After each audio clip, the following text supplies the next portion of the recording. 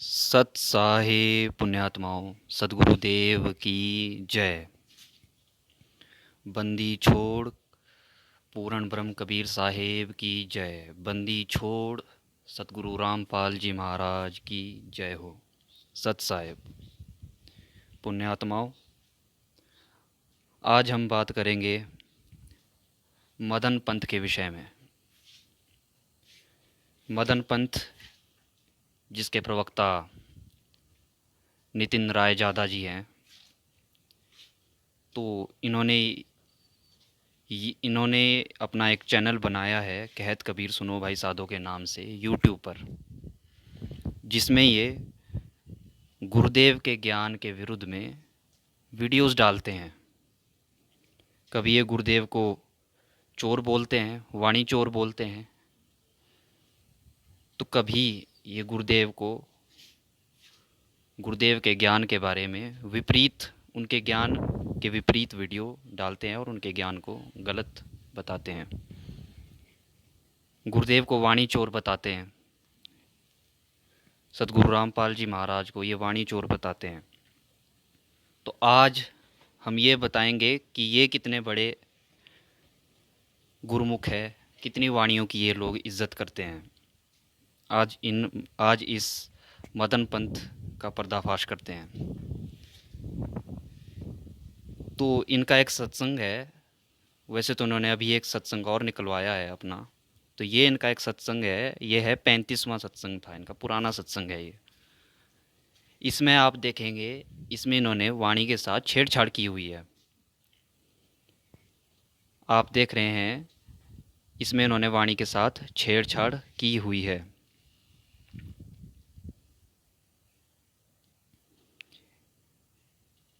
ये देखो पुण्यात्माओं, ये सत्संग नंबर 35 है। इसमें आप देख सकते हैं कि वाणी के साथ छेड़छाड़ की गई है।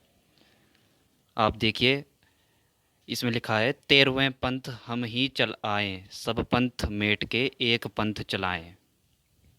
जबकि पुण्यात्माओं, ये एक मिलावट है।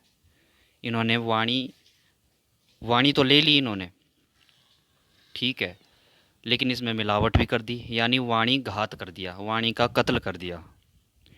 12वें की जगह 13वां लिख दिया, जबकि मूल वाणी में 12वां लिखा है कि 12वें पंथ हम ही चल आए, सब पंथ मेट के एक पंथ चलाएं। जबकि इन्होंने यहाँ मिलावट कर दी, 12वें की जगह 13वां लिख दिया कि 13वें पंथ हम ही चल आए, सब पंथ मेट के एक पंथ चलाएं। इन्होंने यहाँ मिलावट कर दी, वाणी घात कर दिया। ये वाणी घात करने का इनका क्या क्या मकसद था, क्यों ये वाणी की? तो इसके पीछे एक स्वार्थ था।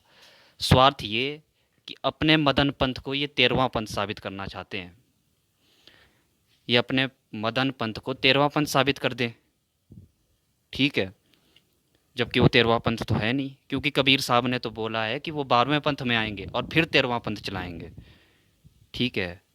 तो जबकि इनके जो प्रवर्तक हैं मदन पंथ के, मदनपति जी, वो तो 12वें पंथ से संबंध नहीं रखते थे। तो इसलिए इन्होंने वाणी में ही छेड़छाड़ कर दी, वाणी में ही मिलावट कर दी, उसमें 12वां हटा के इन्होंने 13वां लिख दिया मनमुखी रूप से। तो यहाँ आप इनकी वाणी चोरी, वैसे इसे वाणी चोरी तो इसे नहीं कह सकते, इसे वाणी घात कहते हैं, वाणी का कत्ल करना, ठीक है। ये ज़्यादा बड़ा पाप हो गया, वाणी का कत्ल करना।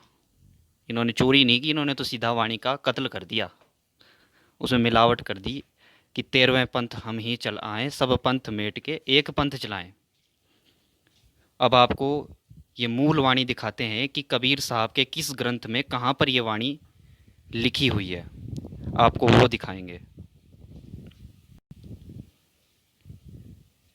तो पीछे चलते हैं। ये देखो पुण्यात्माओं, ये है वो मूल वाणी, ये है मूल वाणी। ये मूल वाणी कबीर सागर के खंड निरंजन बोध के अध्याय कबीर वाणी, उसके पृष्ठ नंबर 137 पर यह वाणी लिखी गई है कबीर साहब ने, कबीर सागर में। तो आप देख सकते हैं, इसमें लिखा हुआ है कि 12वें पंथ हम ही चल आवें, सब पंथ मिटा एक ही पंथ चलावें। यानी मूल वाणी में 12वां लिखा है, जबकि इन्होंने 13वां लिख दिया।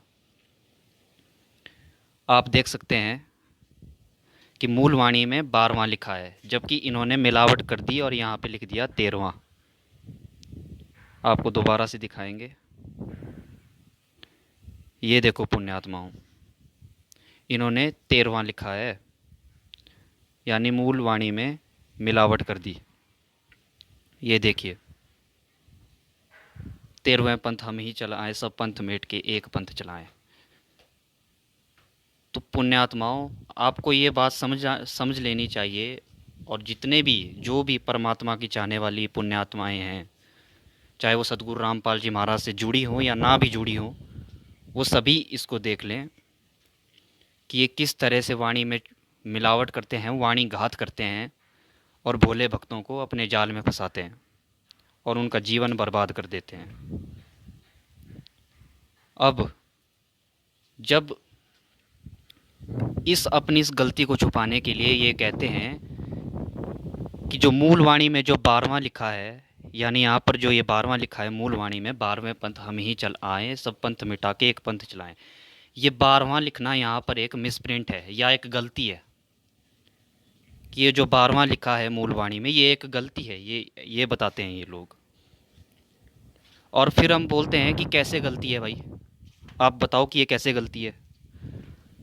तब ये बताते हैं कि इसके 136 पृष्ठ पर, आप ऊपर 136 पृष्ठ भी देख रहे हैं, नीचे 137 पृष्ठ पर, ऊपर 136 पृष्ठ आप देख रहे हैं। आपको दिखाते हैं, ये देखिए, इस ऊपर के 137 पृष्ठ पर एक वाणी लिखी हुई है, एक चौपाई है कि संवत 1775 हुई, ता दिन प्रेम प्रकटे जग सोई। कि संवत 1775 में मेरी वाणी का प्रेम प्रकट होगा, यानी गरीबदास जी की ये डेट ऑफ बर्थ यहाँ बताई हुई है, संवत 1775। लेकिन ये यहाँ पे गलत है। वास्तविक जो डेट है जब गरीबदास जी आए थे वो संवत 1774 है, यानी सन 1717। तो इसके आधार पर ये बताते हैं कि जैसे ये मिसप्रिंट है, जैसे ये एक गलती है, वैसे ही ये भी एक गलती है कि 12वें पंथ हम ही चलाएं, सब पंथ मिटा के एक पंथ चलाएं। तो अब इनसे ये पूछना चाहता हूँ, दास का इनसे सवाल है कि यदि आप इसको भी इसी तरह मिसप्रिंट बता रहे हो कि 12वें पंथ हम ही चल आए, या 12वें की जगह 13वां होना चाहिए था, आप इसको गलती बता रहे हो, तो इसको गलती सिद्ध करो ना। आप तो एक दूसरी गलती के आधार पर इस गलती को सिद्ध कर रहे हो। इस तरह से बात नहीं बनती। आप 136 पृष्ठ पर एक गलती है तो ज़रूरी थोड़ी ना 137 पृष्ठ पर भी गलती हो, ज़रूरी थोड़ी ना है। तो इसको आप गलती कैसे बता रहे हो? और जो ये गलत कैसे है कि संवत 1775 हुई, ता दिन प्रेम प्रगट जग सोई, ये गलती कैसे है? ये गलती ऐसे है क्योंकि गरीबदास जी महाराज का जन्म हो चुका है गांव छुड़ानी, जिला झज्जर, हरियाणा में, और वो सन 1717 यानी संवत 1774 में हुआ है। तो इसलिए ये अपने आप गलती सिद्ध हो गई। ये तो स्वसिद्ध हो गया ना कि ये गलती है। अब जैसे मान लो महात्मा गांधी जी हैं, मोहनदास करमचंद गांधी जी, उनका जन्म 1869 में हुआ है। ठीक है, रिकॉर्ड है, हिस्ट्री में भी है कि 1869 ही है, गूगल में भी देखेंगे तो 1869 ही आएगा। ठीक है, अब मान लो किसी पुस्तक में लिखा हुआ है कि वो 1870 है उनकी date of birth, Mahatma Gandhi ji की, तो जाहिर सी बात है वो मिसप्रिंट है, उसमें गलती है, क्योंकि महात्मा गांधी जी का जन्म तो 1869 को हो चुका था। ये तो स्वसिद्ध हो चुका है क्योंकि ये रिकॉर्ड में है, हिस्ट्री में है। उसी तरह से जो गरीबदास जी महाराज है, उनका जन्म सन 1717 यानी संवत 1774 में हो चुका है। ये तो रिकॉर्ड है, आप गूगल में सर्च करके देख लो, सन 1717 ही आएगा। तो जाहिर सी बात है कि ये एक मिसप्रिंट है, ये गलती है, ये स्वसिद्ध हो गया, ये तो हमने सिद्ध कर दिया। आप इसे कैसे गलती सिद्ध कर रहे हो, ये इसका जवाब जानना है कि आप इसे कैसे गलती बता रहे हो कि 12वें पंथ हम ही चल आए, सब पंथ मिटा के एक पंथ चलाएं। ये बड़ा सवाल है। इसे गलती सिद्ध करके दिखाओ, इसे मिसप्रिंट सिद्ध करके दिखाओ। नहीं दिखा पा रहे हो आप सब, बस ऊट पटांग बात बना के भक्तों को गुमराह करके अपना अपने पंथ को 13वां पंथ बताया जा रहा है श्री नितिन जी के द्वारा। अब इस पूरी वाणी को पढ़ते हैं। इसमें आप देख सकते हैं ऊपर से नीचे तक इसमें सभी पंथों के बारे में बताया है। 12 तक पंथ के बारे में इसमें जानकारी दी गई है। यहाँ पर जो प्रथम लिखा है ये वास्तव में द्वितीय है। जो ऊपर लिखा है कि प्रथम जग में जागू भरमावे, बिना भेद वो ग्रंथ चुरावे, ये वास्तव में द्वितीय है। सतगुरु रामपाल जी महाराज के जब आप सत्संग सुनेंगे इस वाणी के विषय में, तब आपको ये विस्तार से पता चलेगा कि यहाँ द्वितीय कैसे है। और जहाँ पे ये 10वां लिखा है कि 10वें भेद परम धाम की वाणी, साख हमारी निर्णय ठानी, यहाँ वास्तव में 11वां है। परम धाम की वाणी 11वां पंथ थी। अब आगे पढ़ते हैं कि साकी भाव प्रेम उपजावे, ब्रह्म ज्ञान की राह चलावे, ये इसी के बारे में बताया है। इसके बाद कहा है कि संवत 1775 हुई, ता दिन प्रेम प्रगट जग सोई, यानी गरीबदास जी महाराज, ये 12वें पंथ के विषय में कहा है कि संवत 1775 हुई, ता दिन प्रेम प्रगट जग सोई। देखिए, जब आप इस पूरी वाणी को पढ़ेंगे तो इसमें हर एक पंथ का नाम और उसके बारे में कुछ उसके गुण बताए गए हैं। वैसे ही ये 12वें पंथ यहाँ से चलता है कि संवत 1775 हुई, ता दिन प्रेम प्रगट जग सोई, यानी जब संवत 1774, 75 यहाँ पे गलती है, जब संवत 1774 आएगा उस दिन गरीबदास जी महाराज का जन्म होगा। उसके बाद कहा है आज्ञा रहे ब्रह्म बोध लावे, कोली चमार सबके घर कहावे, यानी वो उस परमात्मा का ज्ञान लाएगा, आज्ञा रहे ब्रह्म बोध लावे, और उस परमात्मा की वाणी को लावेगा इस संसार में। और हम जानते हैं कि गरीबदास जी महाराज ने कबीर साहब की वाणी कही थी यहाँ पर इस संसार में। साकी हमारी ले जीव समझावे, असंग जन्म वे ठौर ना पावे। अब ये बात लिखी है गरीबदासियों के लिए, गरीबदास जी के बाद जो गरीबदासी आएंगे, कि साकी हमारी ले जीव समझावे, कि वो हमारी साकी को वो समझ नहीं पाएंगे और जीवों को समझाने की कोशिश करेंगे, इस वजह से वो भी पाप के भागी बनेंगे। उसके बाद कहा है कि 12वें पंथ प्रगट है बाणी, शब्द हमारे की निर्णय ठानी, कि 12वें पंथ में मेरी वाणी प्रकट होगी, और वो हुई गरीबदास जी महाराज के द्वारा। और जो गरीबदासी हैं शब्द हमारे का निर्णय ठानी, हमारे शब्दों को निर्णय करने की कोशिश करेंगे लेकिन कर नहीं पाएंगे। आगे देखिए, अस्थिर घर का मरम न पावे, ये 12 पंथ हम ही को ध्यावे, कि ये अस्थिर घर का मरम नहीं पा पाएंगे ये 12 पंथ। द्वादश पंथ काल फुरमाना, भूले जीव न जाए ठिकाना।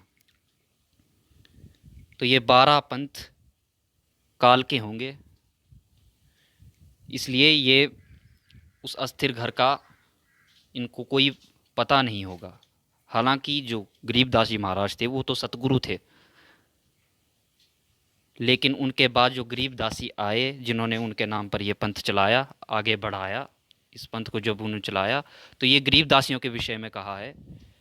सतगुरु गरीबदास जी महाराज तो कबीर साहब के ही एक अवतार थे, उन्हीं के एक दिव्य परम संत थे, सतगुरु थे, दयाल पुरुष के अंश थे।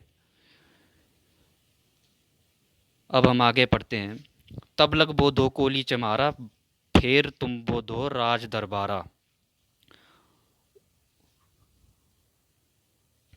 ऊपर इसमें पढ़ते हैं कि 12वें पंथ हम ही चले, यहाँ तक तो बता दिया कि अस्थिर घर का मरम ना पावे, ये 12 पंथ हम ही को ध्यावे। इसके बाद कहा है कि 12वें पंथ हम ही चल आवे। अब 12 पंथ तो यहाँ बता दिए कबीर साहब ने, पूरे क्लियर कर दिए, इस चौपाई में क्लियर कर दिए कि अस्थिर घर का मरम ना पावे, ये 12 पंथ हम ही को ध्यावे। यहाँ पर 12 पंथ तक का, 12 पंथ की भी विशेष गुण यहाँ पे बता दिए 12वें पंथ के, ठीक है। और 12 पंथ यहाँ पे क्लियर हो गए। उसके बाद कबीर साहब ने ये बात कही है कि 12वें पंथ हम ही चल आवे, सब पंथ मिटा के एक पंथ चलावें, कि 12वें पंथ में ही मैं आऊँगा। यानी कबीर साहब कहते हैं कि हम 12वें पंथ में ही आएंगे और सभी पंथों को मिटा के एक पंथ चलाएंगे, वो होगा 13वां पंथ। 12वें पंथ में आएंगे और सभी पंथों को, यानी जितने भी ये 12 पंथ है, जितने भी और भी नकली पंथ है, उन सबको मिटा के एक ही पंथ चलाएंगे, वो होगा 13वां पंथ। ये बिल्कुल सरल भाषा में यहाँ पर बताया गया है, लेकिन ये कालदूत यहाँ पे 12वें की जगह 13वां लिख के भक्तों को भटकाने का कार्य करते हैं। और फिर ये एक और बात बोलते हैं कि भला कबीर साहब काल के पंथ में क्यों आएंगे, 12वें पंथ में क्यों आएंगे। तो ये एक नादान बालक बुद्धि वाले सवाल हैं ये। अरे भाई, ये पृथ्वी भी तो काल की ही है, काल की ही नगरी में हम रह रहे हैं। तब तो यहाँ कबीर साहब को आना ही नहीं चाहिए था 600 साल पहले, सन 1398 में, ज्येष्ठ शुदी पूर्णमासी को। ये पृथ्वी भी तो काल की है, काल का ही फुरमान चल रहा था। 1398 तक तो काल का ही फुरमान चल रहा था इस पृथ्वी में। 4 वेदों तक की साधना थी, उसी की शुद्ध थी। सतयुग ले लो, सतयुग में सतसुकृत नाम से आए, तो क्यों आए इस काल की दुनिया में? तब तो ये प्रश्न भी बनता है ना, जैसे आप कह रहे हो वो काल के पंथ में क्यों आएगा, तब तो उसे भाई काल की दुनिया में भी नहीं आना चाहिए था। तो भाई वो परमात्मा है, वो अपने जीवों के लिए काल की दुनिया में भी आता है, काल के पंथ में भी आता है। ठीक है। अब जैसे वैष्णो वैष्णो बन के लीला की 600 साल पहले, वैष्णो पंथ में कौन सा उस अस्थिर घर का बोध था? वो तो 4 वेदों तक ही सीमित था। तो ये परमात्मा की लीला होती है। तो उसी हिसाब से यहाँ कहा है कि 12वें पंथ में हम आएंगे और सभी पंथों को मिटा के एक पंथ चलाएंगे, 12 समेत, और भी जितने नकली पंथ है सभी को मिटा के एक ही पंथ चलाएंगे। जबकि आपने यहाँ मिलावट कर दी, 12वें की जगह 13वां लिख दिया, और आप कह रहे हो वो मिसप्रिंट है, गलती है। तो साबित करो ना गलती कैसी है। आप एक अन्य गलती के आधार पर आप इसे भी गलती कह रहे हो, ये सही थोड़ी ना है। पृष्ठ 136 पे गलती है तो इसका मतलब ये नहीं है कि पृष्ठ 137 में भी गलती हो। और यदि पृष्ठ 137 वाली को आप गलती कह रहे हो तो उसे साबित करो, सिद्ध करो, जैसे पृष्ठ 136 वाली गलती को सिद्ध किया गया है संवत 1775 वाली को। आपको दिखाते हैं रिकॉर्ड में क्या है, आपको पूरा रिकॉर्ड दिखाते हैं। ये देखिए पुण्यात्माओं, ये गूगल से है, गरीबदास यहाँ पे नाम लिखा गया है, और नीचे आपको दिखाई दे रहा है कि सतगुरु गरीबदास जी सन 1717 में, बॉर्न सन 1717, झज्जर, गांव छुडानी, हरियाणा। और सन 1717 के साथ आप 57 जोड़ोगे तो विक्रमी संवत की डेट आती है, यानी संवत 1774। तो ये तो स्वसिद्ध हो गया कि गरीबदास जी संवत 1774 में ही आए थे, यानी वो मिसप्रिंट साबित हो गई। आप इसको मिसप्रिंट कैसे बता रहे हो, ये दास का सवाल है कि यहाँ 13वें, यहाँ 12वें की जगह 13वां होना चाहिए था, 12वां यहाँ पे गलती है, मिसप्रिंट है। तो साबित करो ना कैसे है। हवा में बोल देने से कुछ नहीं होता। आगे आपको और दिखाएंगे इनकी अज्ञानता। ये अभी इन्होंने एक सत्संग में ये बात कही है, इस वाणी को पढ़ाया है, आगे की वाणी को, कलयुगो को अंत पठेते। इसमें आप देखेंगे लिखा है कि 13 वंश चले राजधानी, वंश चूड़ामणि प्रगटे ज्ञानी, तिनकी देह छाया नहीं हुई, सर्व पृथ्वी प्रमाणिक सोई। ये बात इन्होंने कही है।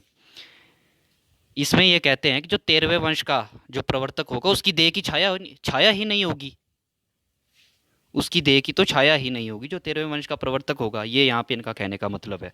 तो ये भी यहाँ पर इनकी अज्ञानता है। इसका आपको वास्तविक अर्थ बताते हैं कि 13 वंश चले राजधानी, कि जो 13वां वंश होगा वो राजधानी की तरह चलेगा, यानी सभी पंथों का सरदार, सभी पंथों का मुखिया होगा,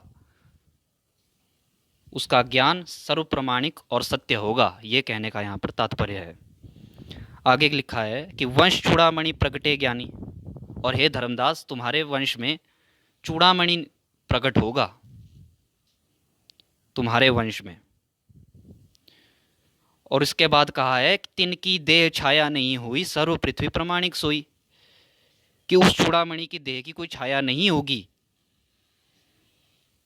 ये बात यहां पर कही गई है, ये बात यहां कही गई है। यहां पर 13वें पंथ के प्रवर्तक की तो बात ही नहीं कही गई है। यहां पर सिर्फ 13वें पंथ के विषय में ये लिखा गया है कि 13वां पंथ राजधानी की तरह चलेगा। ठीक है, बस इतनी ही बात यहाँ पर लिखी है 13वें पंथ के विषय में। आगे लिखा है कि वंश चूड़ामणि प्रगटे ज्ञानी, आगे बात चूड़ामणि के लिए कही गई है कि ये धर्मदास तुम्हारे वंश में चूड़ामणि प्रकट होगा, और उस चूड़ामणि की देह की छाया नहीं होगी, तिनकी देह छाया नहीं हुई, सर्व पृथ्वी प्रमाणिक सोई। सारी पृथ्वी उसका प्रमाण होगी कि उसकी देह की छाया नहीं होगी। ये बात चूड़ामणि के लिए लिखी है। अब कुछ अज्ञानी, मैंने सुना है काफ़ी सारे यूट्यूब में, वो कहते हैं कि चूड़ामणि ही 13वें पंथ का होगा। ये तो बिल्कुल जिसे कहते हैं अज्ञान, क्योंकि चूड़ामणि प्रथम प्रथम कबीर पंथ का प्रवर्तक था, 12वें का नहीं, 13वें का नहीं। तो इसलिए ये बात यहाँ पे चूड़ामणि के विषय में लिखी है, 13वें पंथ के प्रवर्तक के विषय में नहीं लिखी है। ये बात समझो। तो पुण्यात्माओं, इस वीडियो का उद्देश्य सिर्फ इतना ही था कि इन काल दूतों की, जो ये रंभ काल दूत हैं, इनकी जो ये मिलावट करते हैं, आगे हो सकता है एक और वीडियो ये दास डाले जिसमें ये दास बताए कि ये रंभ दूत कैसे हैं, रंभ काल दूत कैसे हैं। और भी इनकी बहुत सारी मिलावटें हैं जो इन्होंने कर रखी हैं, एक से एक वाणी घात कर रखा है। और हो सकता है इस पे भी वीडियो डालूं जिसमें ये गुरुदेव को चोर बताते हैं, एक वाणी के आधार पर सोई गुरु पूरा कावे, दो अक्षर का भेद बतावे। उसमें भी निराधार रूप से ही कहानियाँ गढ़ रखी हैं। तो फिलहाल दास सिर्फ यही गुजारिश करता है सभी भक्तों से, जो सतगुरु रामपाल जी से जुड़े हों या ना भी जुड़े हों, कि ये सारे पंथ उन बरसाती चींटियों की तरह हैं जिनको कुछ समय के लिए पंख लगते हैं। वो चींटियाँ कुछ समय तक तो उड़ती है नए पंखों से, फिर जब उनके पंख टूट जाते हैं तो फिर ज़मीन में ही गिर जाती हैं। तो अब ये ज़मीन में गिर चुकी हैं, ये मदन पंथ जैसी परों वाली चींटियाँ, क्योंकि इनके अज्ञान का पर्दाफाश कर दिया जा चुका है। पहले भी कर दिया जा चुका था, हालांकि इसके ऊपर जो ये विषय था इनकी इस वाणी घात का, ये उठाना ज़रूरी था, इसलिए दास ने उठाया। दास इसको ज़रूरी समझता था। तो ऐसे ये नकली कबीर पंथ, ये सारे ऐसे इसी तरह से पैदा होंगे, ठीक है, इसी तरह से ये सब पैदा होने वाले हैं। और एक और बात दास इस वीडियो में क्लियर कर देना चाहता है कि ये जो नितिन रायजादा जी हैं, मदन पंथ के प्रवक्ता, ये एक और बात कहते हैं, ये एक और मन घड़ंत बात कहते हैं कि सतगुरु रामपाल जी महाराज तो 12वें पंथ से हैं, और 12वें पंथ का अंत हो गया था तब जब सतगुरु रामपाल जी महाराज को सज़ा हुई 17 और 18 अक्टूबर को, 17-18 अक्टूबर 2018 को उम्र कैद की सज़ा हुई, तभी 12वां पंथ ख़त्म हो गया। तो भाई, और ये नितिन रायजादा जी ये भी कहते हैं कि पंथ तभी ख़त्म होता है जब उसके अज्ञान, उसके पाखंड, उसके नकली ज्ञान का पर्दाफाश होता है। तो भाई ये दोगली बात क्यों बता रहे हो भाई, इसका भी जवाब देना भाई, ये दोगली बात क्यों बता रहे हो। एक तरफ तो कहते हो कि सतगुरु रामपाल जी महाराज यानी 12वां पंथ तब ख़त्म हो गया जब उस पंथ का प्रवर्तक को जेल हो गई, उस पंथ के प्रवर्तक को उम्र कैद की सज़ा हो गई, वो तब ख़त्म हो गया। दूसरी तरफ कहते हो तब ख़त्म हो गया जब उसके अज्ञान का पर्दाफाश हो गया। तो भाई ये दोगली बात यहाँ नहीं चलती है, ठीक है। ये दोगली बात कहना दोगलों का ही काम होता है।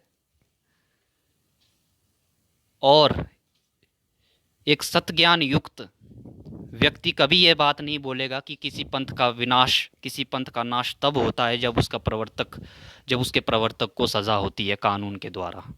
भाई सज़ा तो कबीर साहब को भी हुई थी, तो उनका पंथ क्या ख़त्म हो गया था? जो उन्होंने भक्ति मार्ग चलाया वो ख़त्म हो गया था क्या? कबीर पंथ आज ख़त्म है?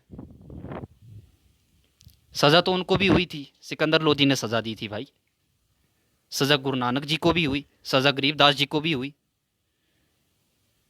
तो ये तो बिल्कुल एक दोगलों वाली बातें हैं जिन्हें कहते हैं ना काल दूतों वाली बातें हैं। अज्ञानियों, नादान, बालक बुद्धि जैसों की बातें हैं, और स्वार्थवश हैं, क्योंकि इन्हें मालूम है कि पंथ का नाश तभी होता है जब उसके अज्ञान का पर्दाफाश होता है। तो आपने ये बात कैसे कह दी? आपने अपने कई सारे सत्संगों में भी यह बात बताई है कि जब 12वें पंथ के प्रवर्तक को सज़ा हो गई तब जो है 12वां पंथ समाप्त हो गया। ये बात कैसे कह सकते हो भाई? पंथ का मतलब होता है मार्ग, और उस मार्ग पे चलने वाले को बोलते हैं पंथी, ठीक है। और एक पंथ तभी खत्म होता है जब उस पंथ के अज्ञान का पर्दाफाश होता है, यानी जब आप उसके ज्ञान को गलत साबित कर देते हो तभी से पंथ खत्म मान लिया जाता है। और आप सतगुरु रामपाल जी महाराज के पंथ को कब खत्म हुआ मान रहे हो? कि जब सतगुरु रामपाल जी महाराज को उम्र कैद की सज़ा हो गई, तो ये तो बालक बुद्धियों वाली बातें हैं, मूर्खों वाली बातें हैं। सतगुरु रामपाल जी महाराज जो 13वें पंथ के प्रवर्तक हैं, उनके ज्ञान को कोई गलत साबित नहीं कर सकता, चाहे कितनी भी कोशिश कर लो। ठीक है। और इस तरह की बरसाती चींटियां अभी बहुत आने वाली हैं। ठीक है, क्योंकि ये सारी चींटियां नवंबर 2014 के बाद ही पैदा हो रही हैं, इससे पहले इनका कोई अस्तित्व नहीं था। ठीक है। इनके पंथ तभी प्रकट होंगे, इनके पंथ नवंबर 2014 के बाद ही प्रकट होंगे, उससे पहले कि किसी का भी पंथ प्रकट नहीं हुआ था। ठीक है। तो ये तो बिल्कुल जिसे कहते हैं ना कि मौका देख लो और भक्तों को गुमराह करने का। लेकिन ऐसा कुछ भी नहीं होगा। ये सतगुरु रामपाल जी महाराज का ज्ञान है, इस ज्ञान को देके उन्होंने अपने भक्तों को ज्ञान युक्त करके रखा हुआ है। इस ज्ञान को कोई गलत साबित नहीं कर सकता। ये सच्चा ज्ञान है, सत्य ज्ञान है सतगुरु रामपाल जी महाराज जी का। तो इसी विषय पर ये वीडियो थी।